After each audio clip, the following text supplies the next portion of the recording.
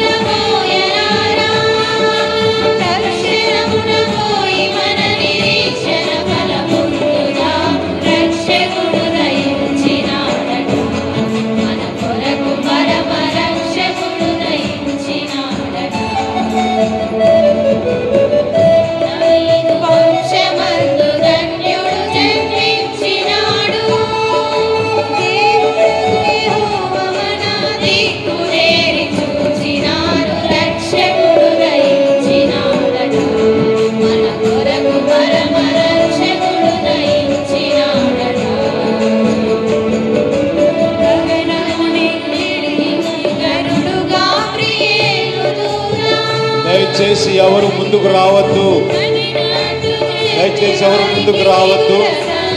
ఆరాధనగా చేద్దాం, అల్లరి చేయకండి దయచేసి. Please go back.